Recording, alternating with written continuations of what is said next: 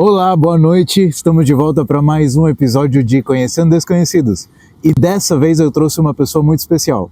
Ela é a Ana. Ela é uma aluna que eu conheci na escola que eu dou aula de inglês. E a história dela me impactou. Eu achei muito especial. Além da pessoa que está por trás da história. Não é só o que aconteceu, mas quem ela é. Então eu trouxe ela porque eu acho que vocês também vão gostar. E aí, Ana, você tá bem? Oi, tudo bom? Tô bem. Uhum. Seu nome? Ana... Meu é Ana Paula Camargo. Eu sou natural de Pato Branco. É uma cidade do interior do Paraná. Vim para Balneário com 11 anos.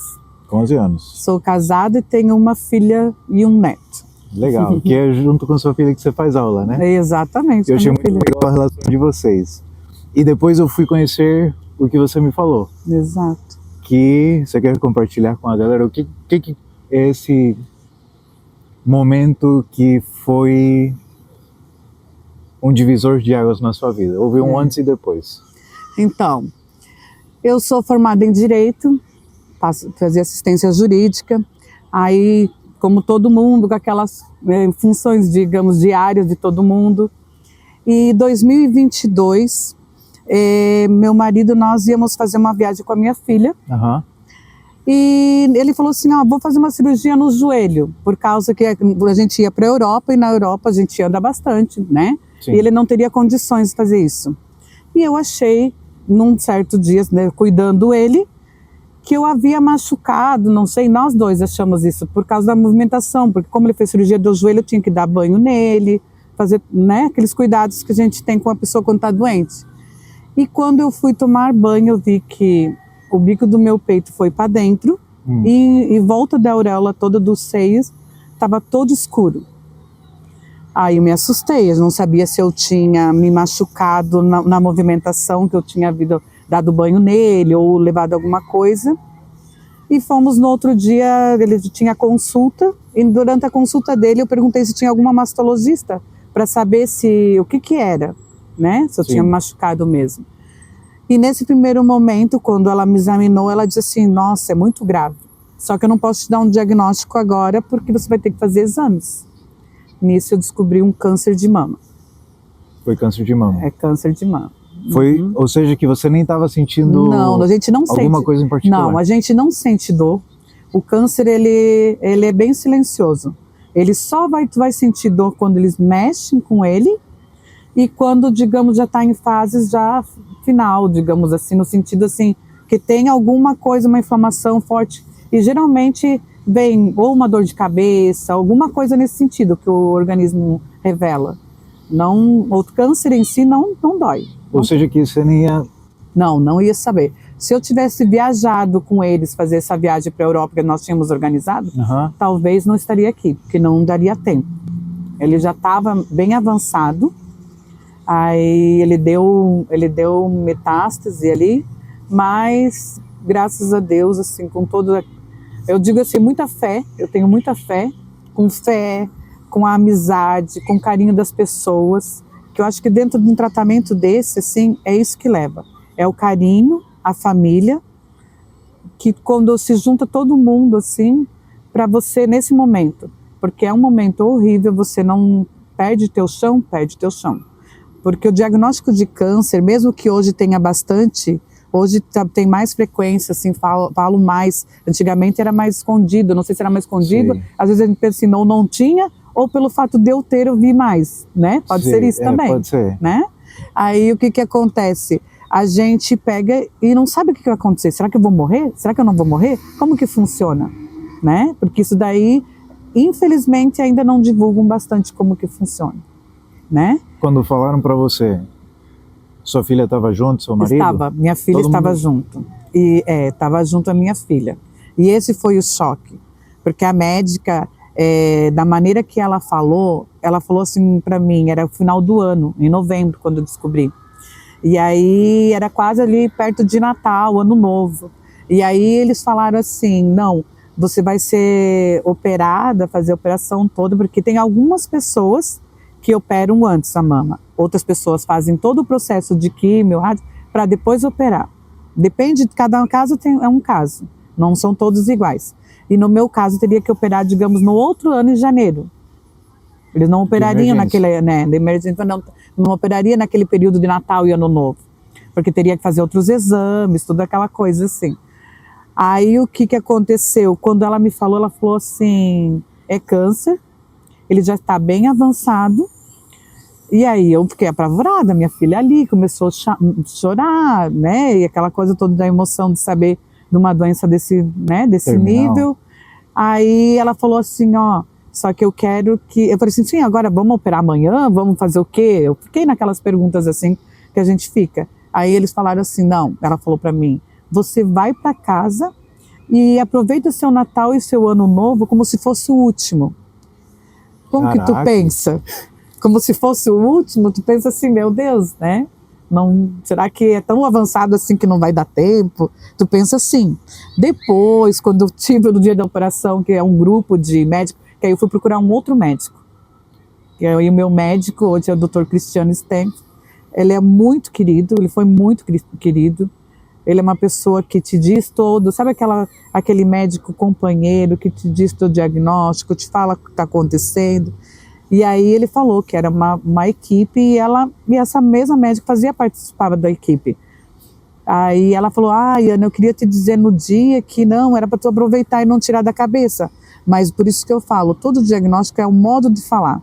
Tanto dos profissionais, quanto das pessoas que chegam próximo de você. Infelizmente a gente fica mais sensível. Não é nem por maldade, não é nem por nada, mas a gente fica mais sensível por não conhecer mesmo, né, também. E porque é um diagnóstico que te faz medo. Por quê? Pela falta de conhecimento. Tu não sabe ter... E quando os médicos dizem grau 1, grau 2, grau 3, R, não sei o que, a gente não entende. Não entendi. Né? Ô, Ana, e como foi... Sua filha estava junto. Sim. Como foi chegar em casa, ter que sentar e falar com o seu companheiro de vida? Ele também ficou muito triste, porque meu companheiro de vida, nós temos 23 anos de diferença. Tem bastante anos. Ele hoje tem 70 anos, então imagina, já é um choque mais assim, né? Que ele fica já, a própria doença, tua mulher, e ele mais velho, ele achava que ele não teria tanta força e teve. E tem muitos, infelizmente, companheiros que deixam as companheiras nesse período. Ele não, ele foi uma pessoa maravilhosa. Apesar da idade, nós vivemos numa casa de 2 andares. Aquelas coisas de filme que tu tem que fazer compressa, tu tem que colocar num balde, numa bacia, seja o que for, colocar num recipiente e ir lá fazer compressa, essas coisas para acalmar as fadigas e tudo, ele fez tudo isso e muito mais. Então, acho que isso fez com que também eu melhorasse, digamos assim, porque todo esse afeto, começando da pessoa que tu tá, não tem, né, mais prazeroso do que você viver, por mais doloroso que seja uma doença dessa, uma pessoa que te acolhe. E ele me acolheu. Então, claro que o primeiro momento para ele, para minha mãe, para o meu pai, são todos mais velhos, assim. Eu acho que não precisa ser velho ou novo. Para qualquer pessoa que você ama na tua família e que gosta de você, isso daí faz com que... É um choque, porque todo mundo tem medo dessa doença, né? Sim. E teve alguma coisa que você dava valor antes de você receber essa notícia daquela doença e que depois de você passar por aquilo, você começou a dar valor a coisas que você não dava valor? Ou tirar valor de coisas que antes você hipervalorizava? Uma das coisas que eu acho assim, que também fez assim, eu sempre fui muito tomar as dores de todo mundo. E todo mundo precisava de mim, eu estava sempre disposta. Aí, quando aconteceu isso, eu pensei assim, as pessoas vivem sem mim também. Entendeu aquela coisa assim? Porque eu sempre estava ali. Porque aí você já não conseguia mais. Tu diz assim, mas isso é ruim? Não, é bom tu ajudar o próximo. Acho que isso faz parte do mundo. Você ser, né? Sim. Ajudar o próximo. Só que quando você se doa demais, você se esquece. Eu acho que é isso que Deus fez assim, moça, vamos parar um pouquinho, ver um pouco de tudo. Então, isso, aquela correria assim, nossa, vamos correr para fazer isso, para fazer aquilo. Só que tu não aproveitava tanto, né? Eu hoje tenho certeza absoluta que dinheiro não é tudo. Não é que eu era louca pelo dinheiro, mas a gente sempre estava correndo para você fazer isso, para fazer aquilo, para os seus, né? Assim. Sim.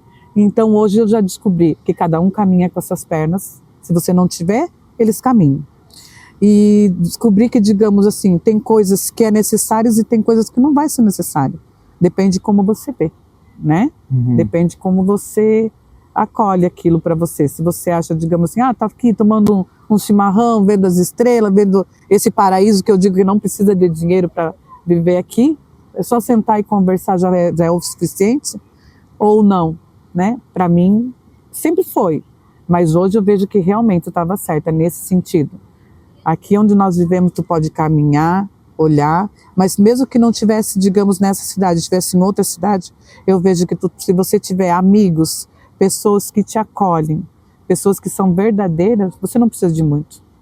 Então hoje eu descobri bastante isso daí. Você se curou? Ou você só escondeu, calou e enterrou aquilo que te machucou? Porque aquilo que te machucou e você escondeu, continua te governando, só que em silêncio.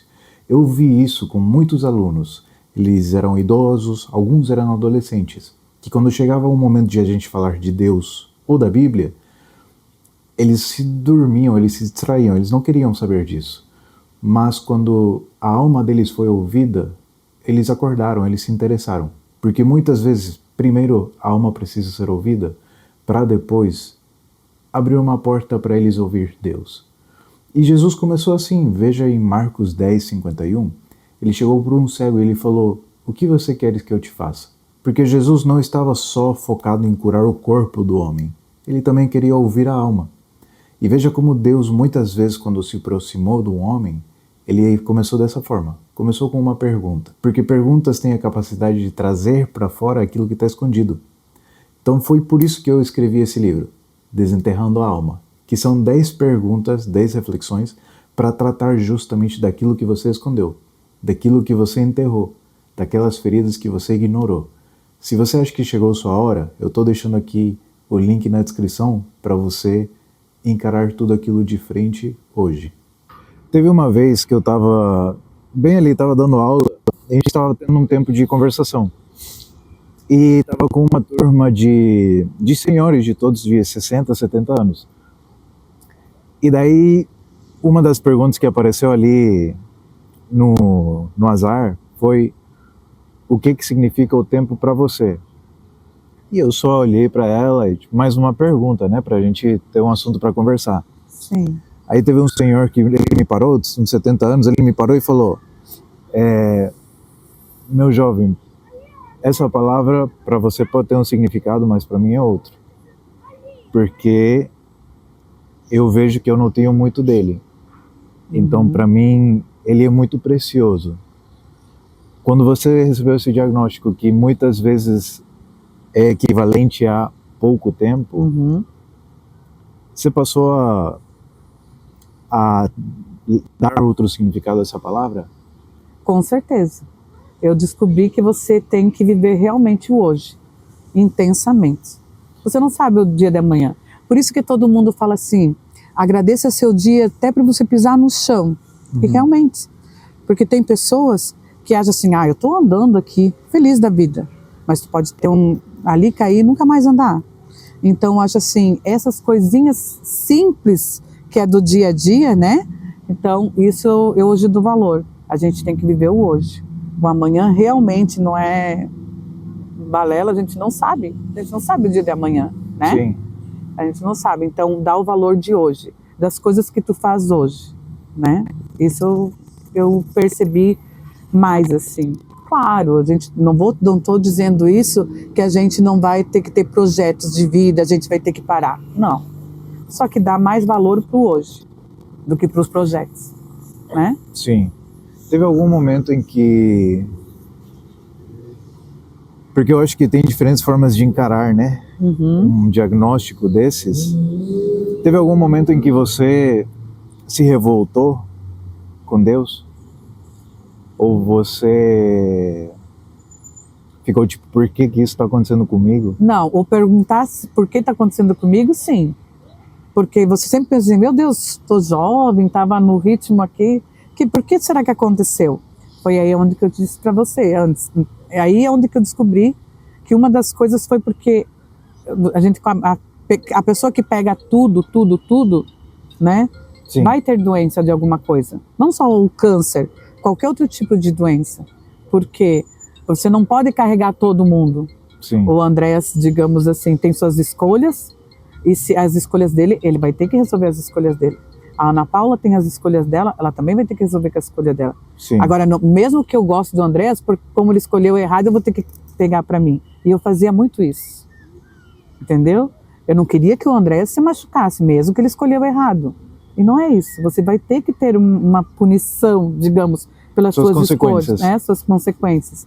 Então, e não é só pro lado bom e pro lado ruim. Mas geralmente o que afeta mais nós, o ser humano todo, quando lá é o lado ruim, então tu quer ajudar mais a pessoa porque a pessoa está indo. Mas às vezes essa consequência já é porque ela escolheu errado, né? Sim. E eu sempre tentava ajudar todo mundo. Ah, isso é ruim? Não, como eu disse, não é ruim. Só que às vezes faz parte do teu crescimento. E eu te cortava. Sim. Né? Eu acabava te cortando. Por quê? Porque eu gostava daquela pessoa. Então hoje eu descobri isso. Por quê? Porque quando você tem esse tipo de doença, você tem que ficar muito mais quieto em casa. Em casa, no hospital, onde eu ficava. E esse ficar quieto, que eu quero dizer, é onde que você começa a ter consciência. Vem os pensamentos. Aquela coisa que todo mundo diz, quando tem uma doença, rebobina. Você faz, todo mundo. Inconscientemente, conscientemente, rebobina a tua vida. Tu faz a trajetória. Assim como eu descobri, eu falo também, as minhas escolhas, muito pela minha educação. A educação da gente manda muito tuas escolhas. Então, hoje eu descobri que muitas escolhas minhas foi por causa da educação que eu tive. Tanto boas quanto ruins. Não estou dizendo que eu escolhi só coisas boas, né? Mas às vezes você escolhe as coisas ruins pela educação que você teve, pela maneira que você foi ensinado. E vocês tiveram conversas que... Eu te pergunto porque eu sou muito às vezes com elas, muito do deep talk, que é ficar conversando de coisas às vezes bem profundas e aleatórias. Vocês tinham conversas, vocês tocavam o assunto da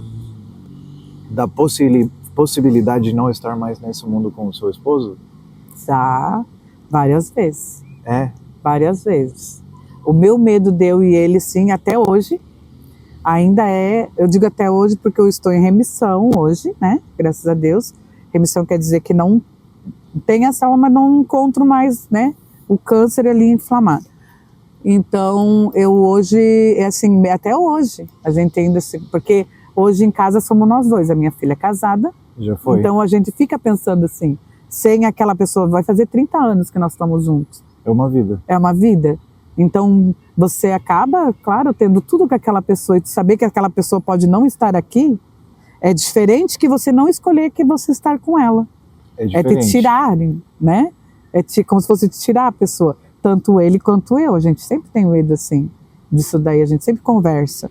A gente sempre conversa, digamos assim, o que o outro, a primeira ação do outro não é para fazer desespero, tudo assim. Não sabemos o que vai ser, mas a gente conversa, pelo menos o momento que aconteceu, ou comigo ou com ele, a gente vai pensar, não, a gente conversou sobre isso, como seria, né? Você ainda tem medo? Tenho, não vou te dizer que ainda não tenho, ainda tenho. Não queria ter, mas ainda tenho. Quando tem os exames, ainda tenho. Tenho. Ainda me dá medo. Não sei se é porque é cedo, porque eu tive alta de remissão agora em janeiro. Aí para alguns falaram assim, mas já tá meses, teu cabelo já cresceu, porque meu cabelo eu tava careca. Você chegou a ficar... Fiquei careca. Eu acho assim, que quando... Essa parte aí deve ser destrutiva, né? Para todos nós, para nós mulheres, como eu te disse antes, eu tava naquela correria do dia a dia, como todo mundo, normal, uma vida normal. E aí, quando eu soube do diagnóstico, eu tinha meu cabelo por aqui assim. Cabelão. Aí, para nós, mulher, cabelo, não sei, é uma besteira, mas para nós, cabelo parece aquela força mesmo, né? É o cabelo. E aí, de repente, tu se vê, aí onde que eu percebi, realmente, tô doente. Tava careca, sem cílios, a nossa vaidade vai tirando tudo de você. Mas eu digo assim, por um momento, no primeiro momento foi, mas depois, se tu perguntar no hospital, vai dizer, Ana, eu brincava com os lenços, peruca não queria, para mim me coçava, tem pessoas que gostam. Aham. E tinha vezes que eu ficava careca, mas maquiada. Eu sempre digo assim, eu chegava no hospital igual um sol e saía, meu Deus, igual uma minhoca derretendo, porque, né? Mas eu chegava brincando assim, porque isso me fazia bem também. Além de me fazer bem, é um lugar que as pessoas estão mais fragilizadas, então eu me sentia bem assim. Eu chegava realmente com meus lenços, maquiada, eu não deixei a vaidade. No primeiro momento, sim, deu um choque, porque aí ali eu percebi, não, realmente, hoje eu estou doente, vou precisar das pessoas, porque eu sempre acolhi as pessoas, mas nunca deixei que ninguém me acolhesse. Ali eu precisava de gente para me dar banho, precisava de cuidados. Então ali eu percebi que a gente também precisa de cuidados às vezes, a gente também pode baixar um pouquinho de ser cuidada, né? Então, quando caiu o cabelo, parece assim, insignificante, mas naquele momento realmente, eu acho que para mim a maioria das mulheres... Para a mulher deve ser muito mais forte que para o homem, né? Para as mulheres acho que é um pouquinho mais, porque a vaidade da mulher é o cabelo, assim, né? E aí tu ficar sem cabelo, sem sobrancelhas, sem cílios, né? E tu fica com aquele aspecto mais pálida, então vai te tirando essa parte assim um pouquinho. Emocional, não só física. Emocional para toda a família, para amigos e para gente também, que está passando pelo processo, com certeza. Assim, a gente tem que ser forte porque a gente também não quer mostrar para a família tanto, porque a família também não tá passando junto. Às vezes o cuidado tem que ser mais da família do que o próprio paciente, porque a gente acaba entendendo o que está passando aos poucos. Eles não, né? Então, mas essa parte foi bem complicada no começo ali. Mas depois eu fui brincando com os lenços, fui brincando com as maquiagens. Por isso que eu falo, a rede de apoio, o carinho das pessoas verdadeiras... É importantíssimo. Importante, muito importante. E o apoio de Deus, você sentiu? Muito, muito. Nesse tempo? Eu sempre tive fé, sempre tive fé. Tá. Todo momento. Sempre fui uma mulher religiosa, porque minha mãe é uma mulher muito religiosa. A minha mãe até hoje, ela acorda às 5 horas da manhã, ela faz os terços dela, porque é de uma religião católica, né? Mas eu não tenho placa de igreja, religião. Se você me dizer assim, ó, Ana, vamos ali orar, eu me ajoelho, oro, porque para mim Deus é um só e é Deus, então eu sempre fui muita fé. E eu sempre acordo de manhã até hoje com os hinos, sabe, da igreja. Para mim me faz bem, né? Para mim fazer uma limpeza de casa, qualquer coisa, para mim eu coloco o hino. Não é que eu não gosto das outras músicas, gosto muito das outras, te conforta. Mas o que me conforta é isso, sempre foi. Então, durante no meu processo todo, eu sempre ouvia meus hinos. E teve uma experiência assim? Teve uma tarde, hoje já, não é que eu não me emociono, mas consigo conter as lágrimas, assim, um pouco. Teve uma tarde, porque vai ter aquele momento que você acha assim, não consigo mais. A doença chega, tá doendo demais, a doença me corroendo, e teve uma tarde que realmente eu pedi para o meu esposo e falei assim, ó, faz favor para mim, vai dar uma volta, vai a um lugar onde tu quer e me deixa sozinha. Ele não tinha o hábito de me deixar nunca sozinha. Mas acho que ele, de tanto que eu pedi, ele me deixou. E eu, como eu te falei, minha casa é de 2 andares. Aí eu abri a janela, era um dia assim, meio com sol, mas meio fresquinho assim. Eu abri a janela assim e fiquei deitada escutando os hinos, que eu sempre costumava a ouvir, e em posição fetal. Eu acho que quando a gente tem muitas dores ou alguma coisa, tu quer ficar mais quietinho, mais encolhidinho, né? E aí eu fiquei em posição fetal. Nessa tarde eu tenho certeza que vi Deus. Para mim foi, que eu digo assim, ó, para mim é muito emocionante, para mim foi, e ele passou assim ao redor da minha cama, deitou do meu lado da mesma forma que eu estava. Eu vi realmente, assim, eu senti ele assim, e ele me olhou bem nos olhos, e as cores dos olhos dele não era só azul, era azul, amarelo, verde, as cores. E eu só vi o sorriso dele e me tocou. Quando ele me tocou, ele saiu do quarto assim, rindo, assim. Quando meu marido veio, chegou em casa, porque ele acho que só deu a volta na quadra, ele percebeu alguma coisa. Ele disse assim, o que aconteceu aqui? Tu deu algum incenso, alguma coisa, que tá cheiro floral nessa casa toda. E eu comecei a rir dele e chorar junto, porque eu falei para ele o que tinha acontecido, estava tentando falar para ele o que tinha acontecido. Daquele momento em diante, ele me ajudou sim a tomar banho, mas ali em diante, eu comecei a me recuperar. Todos os dias, cada vez mais, cada vez mais. Então eu sempre Foi um falo, milagre. para mim o processo, digamos, de milagre meu aconteceu ali, sabe? Então eu fiquei muito feliz aquela tarde, assim, de ter visto, e falo até hoje, assim, ó, até então eu nunca tinha sonhado com Deus, porque geralmente tu tem sonhos, Sei. né? Eu nunca Algum sonhei, tipo de visão, alguma coisa de visão, alguma coisa. Eu sempre fui, né, religiosa, mas eu nunca sonhei com Deus. E aquele tarde, para mim, eu vi ele nitidamente, nitidamente. Então, para mim, sempre falo assim que aquela tarde foi meu processo comigo e ele de perdão. Acho que ele me perdoou por várias coisas que também errei, né? E me deixou, acho que, ficar um pouco mais aqui, assim. Acho que para hoje está contando a história, eu acho. Que legal, Ana. E se você tivesse que reassistir isso daqui 10, 15 anos, qual seria uma coisa que você gostaria de lembrar? Independente de como estejam as coisas. Que realmente foi um processo de crescimento, de autoajuda, como disse, eu não sei como vai ser, uma virada de chave na minha vida. Eu espero que seja para coisas boas. Eu sei que na vida da gente é uma roda gigante, nem quero me priorizar de não ser, porque eu acho que para todo mundo é assim, mas que tomara que daqui para frente as minhas falhas não sejam tantas, né? Você se cobra muito? Me cobro. Sou uma pessoa que me cobra muito. Acho que foi uma das coisas. É o que eu sou, somos 5 irmãos. Eu sou a segunda mulher desses 5 irmãos. Então sempre tive responsabilidade. E de um momento, digamos, de um pai machista, uma educação machista. Então acho que isso fez, que nem eu te falei das escolhas. Aí tu acaba descobrindo, por que eu escolhi isso? Por que era assim? Porque eu fui educada mais regrada. Então tu se cobra muito. Não, eu tenho que acertar, porque sempre fui cobrada. Eu tinha que ser, sempre tem que ser perfeita. Só que não existe perfeição para ninguém. E eu sempre tentei em tudo ajeitar. Às vezes, que nem eu digo assim, se torna chata às vezes também. Sei. Né? Entendo. Porque com a perfeição você se torna chata. Você se torna inflexível. É isso. Então, para mim, eu espero que realmente eu tenha aprendido alguma coisa com esse ciclo, né? E que quando eu ver lá atrás, eu digo assim, nossa, como eu superei, como eu melhorei, né? Eu espero que seja isso. Que legal.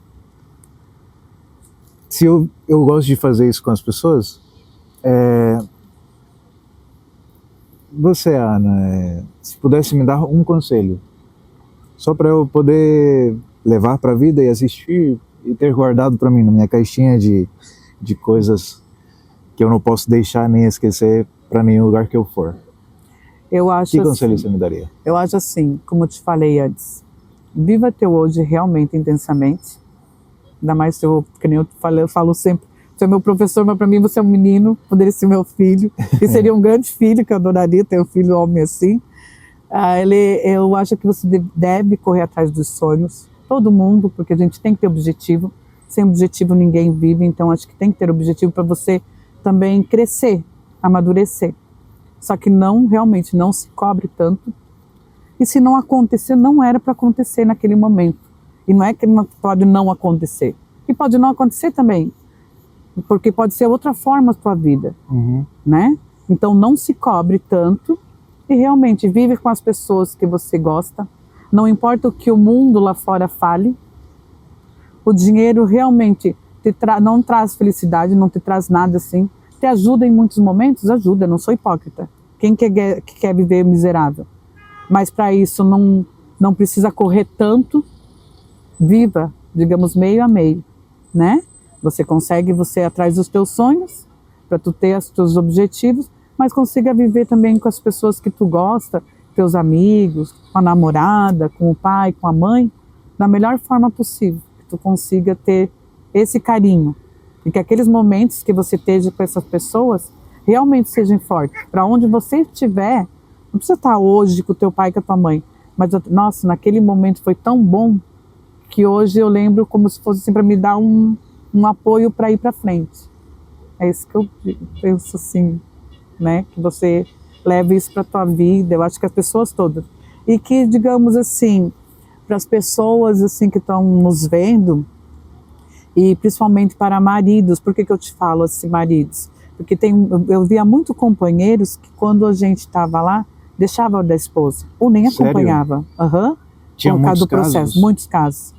E aí o que eu falo assim, elas até brincavam, diziam assim, ó, teu marido tá dormindo lá no cantinho, na cadeira, mas ele tá lá. Então eu acho assim, porque o apoio, né, é muito importante para a cura.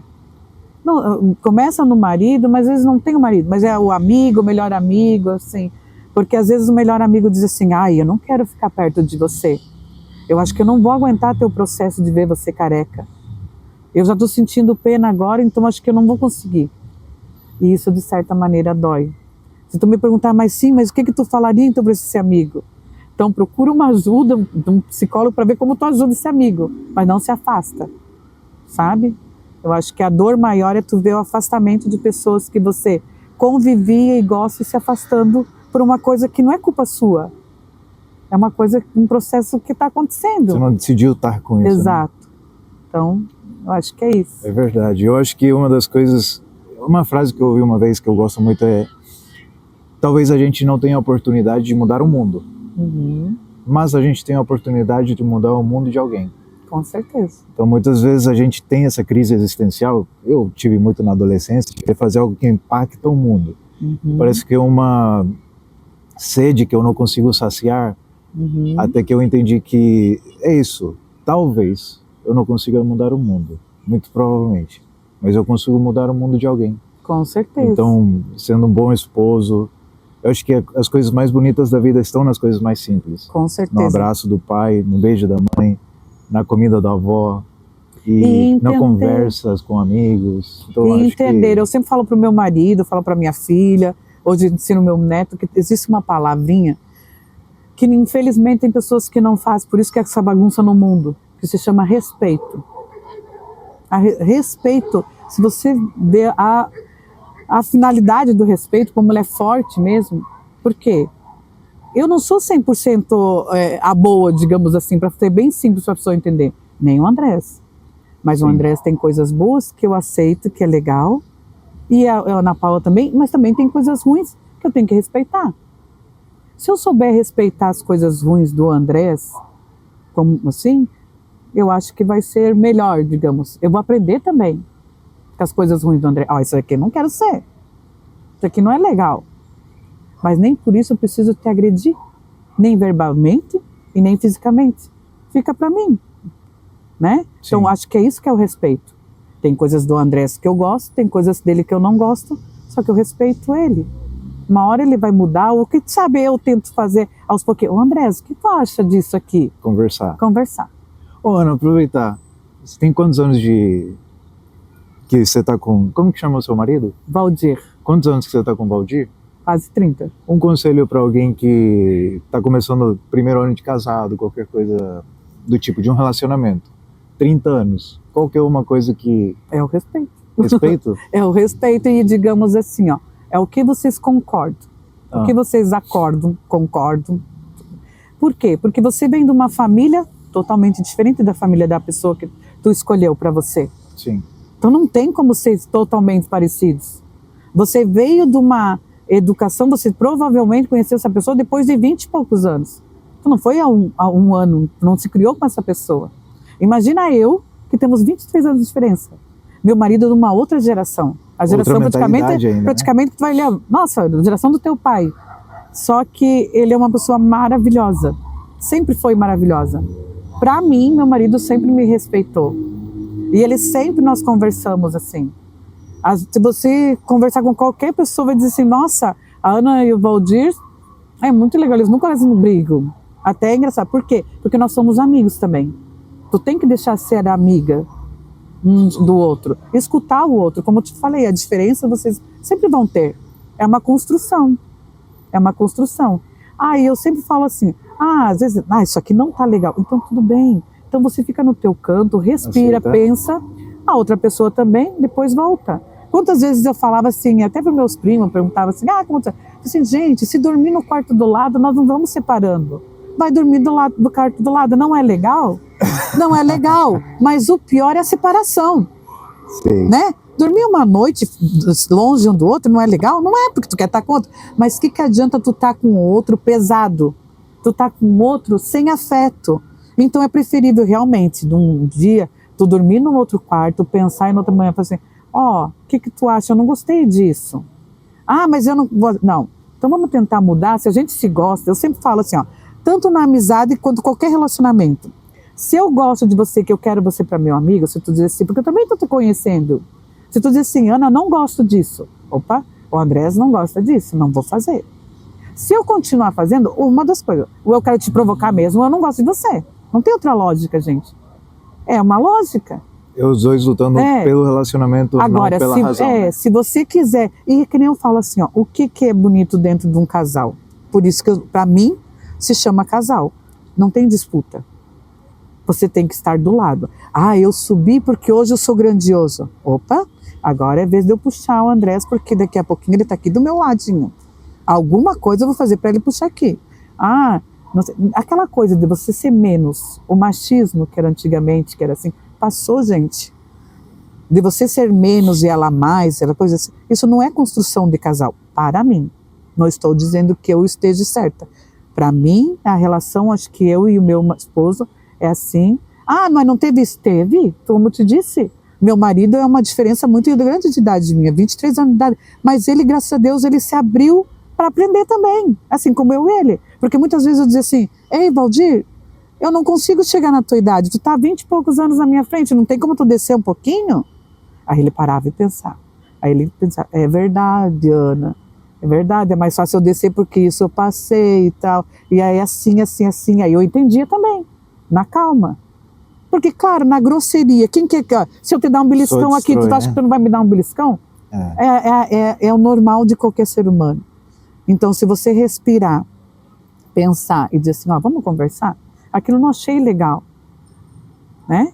Porque a gente tá para isso, por isso que a gente tem que conversar mais, né? Um time, né? Então acho que isso fez com que... Ah, vocês têm as desavenças? Até hoje?